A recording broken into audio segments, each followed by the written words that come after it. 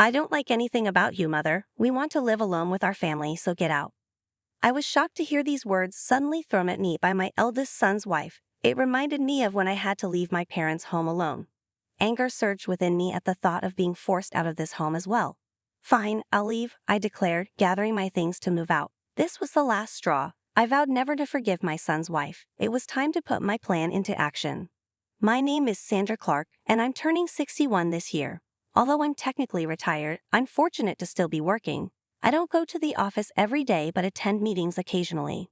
Nowadays, many meetings are held remotely, so I work from home most of the time. My eldest son seems to think I'm not working anymore. I became a widow in my 40s and now live with my eldest son and his wife. My parents' home is an old house with a large property. Despite its issues, I really liked the place, which made moving out difficult. Financially, I've never had any trouble, and most of my late husband's insurance payout remains untouched. I don't worry about my later years. Even though my life seems carefree, I do have some worries, mainly about my son's wife, Jessica. She has a strong-willed personality and often clashes with me. This didn't start recently, it began when she came to announce, "We're getting married." I'll never forget the outfit she wore when she first introduced herself. A tracksuit that looked like it was from her high school days. She said she wanted me to see her without any pretense, but I found it inappropriate. Jessica is very argumentative and articulate, which makes things difficult. I often wonder why my eldest son chose her as his wife. Later, I found out that Jessica was the one who pursued my son. She may be outrageous, but she's undeniably beautiful. I think my naive and somewhat sheltered son was smitten by her. Even after they decided to get married, she always behaved the same way. To put it kindly, she's not pretentious. To put it bluntly, she lacks common sense in her behavior. I really wanted to oppose their marriage, but I told myself that it was what my son wanted, so I held back. Now, I'm dealing with the consequences. My son didn't want to leave me alone in our family home, so he insisted we all live together after the wedding.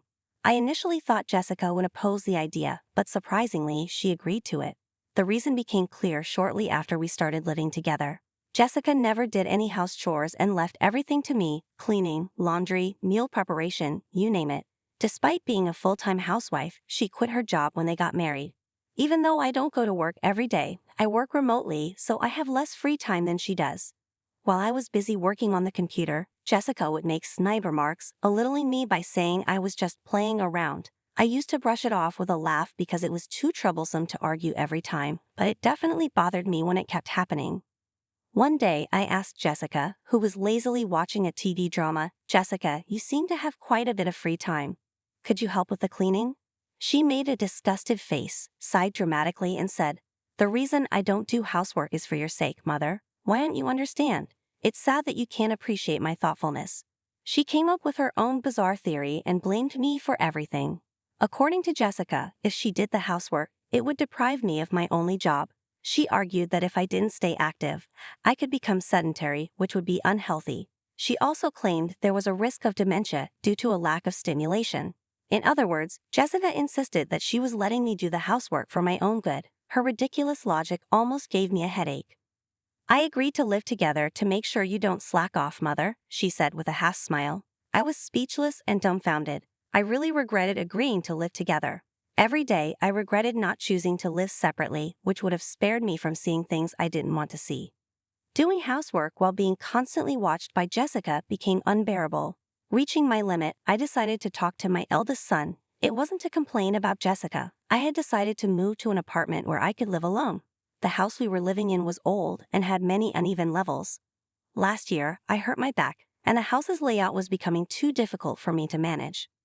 I explained to my son how hard it was to live in that house, and I moved to an apartment.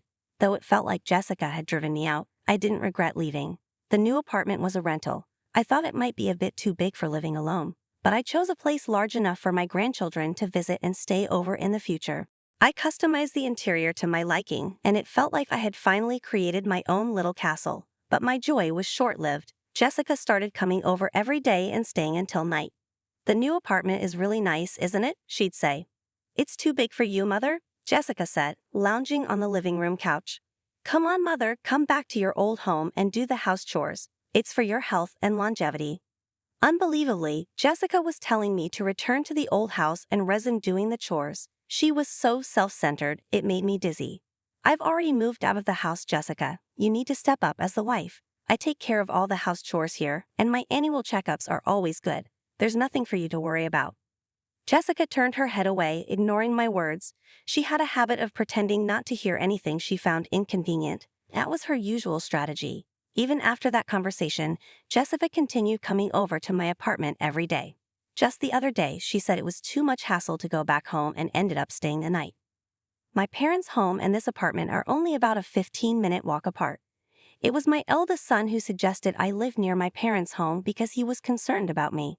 While I appreciated his concern, it made me a bit sad to leave the old house. One day, after being out on a rare business-related outing, I returned in the evening to a surprise. To my disbelief, Jessica had let herself into my apartment. She had used the spare key I had given to my son without asking or informing me. "Oh, welcome back," she said, lying on the floor in front of the TV, not even bothering to get up. "Jessica, that spare key is meant to be used in emergencies, not for you to let yourself in when I'm not home," I said, feeling uncomfortable knowing she had been in my apartment while I was away. For the first time, I spoke to her sternly. She seemed taken aback. Since I was usually quick to forgive, Jessica shot me an annoyed look, but I stood my ground. "You really are a stingy mother-in-law. I can't stand anything about you," Jessica yelled. "I even dislike this apartment. We're family, so you should leave."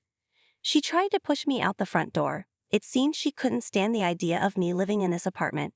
She was upset that they were stuck in the old house while I was here, claiming it was unfair. She even accused me of living beyond my means, saying, "The rent for this place is paid by James, isn't it? It wouldn't be strange for us, his family, to live here." Jessica apparently thought my son was paying for the apartment, which explained why she kept showing up. In her mind, the apartment should have been for her family. "Fine, I will leave," I retorted, glaring at her. I agreed to move my belongings out within 3 days. Jessica seemed skeptical and demanded I call the moving company in front of her. I immediately called a moving service from my smartphone and scheduled them to come in 2 days. Satisfied, she left, and I watched her retreating figure, already planning my next steps. As promised, I moved out. My new home was a senior living apartment, which I decided to try out for 2 weeks. I handed over the keys and lease documents to Jessica and asked the real estate agent to arrange a change in the contract with the landlord. Fortunately, since I had known the landlord for a long time, they were flexible with the arrangements. My eldest son was furious with Jessica for kicking me out and seemed to be considering divorce, but Jessica didn't seem to care. On the contrary, she appeared to have moved into my old apartment, declaring it as her new home. "Well then, let's live separately," Jessica declared. I was amazed at how bold she was. However, in 5 days, she would find out the truth. While I was working remotely, my phone began ringing repeatedly. It was Jessica. I had been expecting this, so I had a recorder ready to capture the conversation. I pressed the record button and answered the call. "Excuse me, Mother, what's the deal with the rent for this apartment? Why do I have to pay it? This isn't right." Jessica immediately started ranting, clearly flustered. "Oh, but Jessica, aren't you the current leaseholder? It's only fair that you should pay. Is there a problem?" I spoke calmly, deliberately trying to irritate her. Jessica's agitation grew. "But James used to pay the rent here. We're not even divorced yet, so shouldn't James pay it?" When Jessica told my eldest son about the rent issue, he informed her that I knew the truth and suggested she call me. In reality, my son had never paid the rent. I had been financially assisting him. After retiring from my job, I continued working as a consultant and advisor, earning a good salary. I made far more than my son and had been secretly supporting him due to Jessica's extravagant spending. "So it's a misunderstanding on your part, Jessica. I was the one paying the rent for that place. I never made James pay a cent." Jessica, who had hoped to enjoy the new apartment alone, was shocked and taken aback. She only said what she wanted before abruptly hanging up the phone. I immediately contacted my eldest son and let him listen to the recorded conversation. "I've been putting up with Jessica's behavior for a while, but I've reached my limit. I know my son is exhausted from dealing with Jessica's debts. As a parent, I can't help but lend a hand, even if some people think I'm too soft. I believe it's natural to support my child." My son said quietly, "I'll divorce her. I'm tired too." "Follow my instructions then," I told him. I outlined my plan. First, he should take paid leave for about 3 days. During this time, he was to secretly move out his important belongings without alerting Jessica. We needed to avoid using large trucks that might catch her attention. He was to move things gradually at night and store them in a single-family home that Jessica didn't know about. This way, everything would stay hidden. 3 days later, Jessica called again, clearly flustered. "What's wrong now?" I asked, keeping my tone calm. Jessica was in a panic. Mother, our house is up for sale, and I got a call from my parents saying that my belongings have arrived at their house. What does this mean? It turned out that according to my plan, my son had moved Jessica's belongings to her parents' house and had put their house up for sale, leaving it empty. The landlord had informed me that if I couldn't pay the rent, I should leave. When Jessica got home, she found chains and a padlock on the gate and a for sale sign up. She was nearly hysterical. Jessica must have been shocked when she got home. I had already signed a sales contract with a realtor, so the house was no longer accessible. Jessica, there are a few things I need to clarify, I began, ready to release my built-up stress. First, I'm no longer your mother-in-law. James should have filed for divorce yesterday. You signed the papers, right? Indeed, my eldest son had submitted the divorce papers to the city office, and Jessica had signed them a long time ago. Apparently, threatening divorce was a common tactic of hers. My son, who once hoped Jessica might change, had finally decided enough was enough. He signed and submitted the divorce papers that Jessica had used as threats. So now we're strangers. You always said you could divorce anytime. Aren't you satisfied now that things have gone your way, Jessica? I said calmly. On the other end, Jessica was silent, clearly struggling to respond. She must have been feeling frustrated. I'm concerned about you, I continued. After the divorce, you can't stay in that apartment without working, and moving costs money too. How will you manage? Jessica's anger flared, and she began shouting and cursing. She accused me of managing the inheritance from my late husband and said she couldn't access any of it. She claimed nothing was going well despite her marriage being a means to repay debts. I let my son listen to the conversation. If the divorce settlement came to court, this recording would be valuable evidence. I waited patiently for Jessica to finish her outburst. Jessica's rant went on for about 15 minutes. She eventually began to plead for help, crying and apologizing.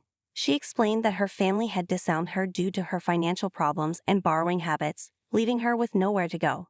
Reflecting on the wedding, I realized that Jessica's lack of stability was apparent even then.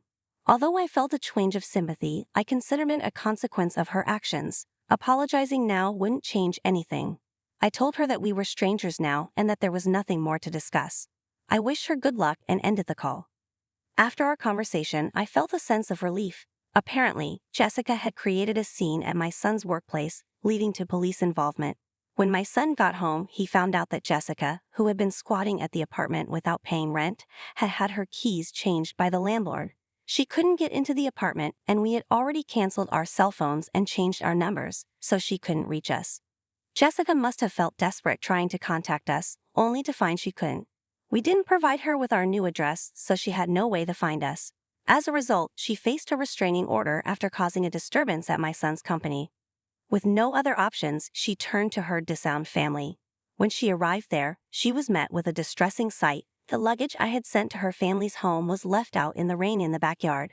They had even barred her from entering their house. The unpaid rent for Jessica's apartment was billed to her parents, which likely increased their anger. I heard that Jessica is now staying in an apartment rented by a homeless support organization. Without her previous financial resources, she seemed stressed. I once saw her on the street and was shocked by how much she had changed. Her hair had turned white and her skin was dry. It was almost hard to recognize her. This made me realize how drastically living conditions can impact a person.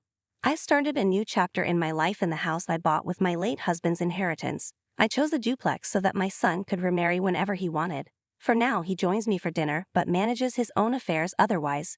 I've found that this balance is just right. The money from selling my parents' home is set aside for future needs. I plan to use it to help my son and his future wife when they marry and to save some for potential future grandchildren. I'm also thinking about creating the English garden I've always wanted. On my days off, I tend to the young trees and herbs in my garden. This new, hopeful routine has become a fulfilling part of my daily life.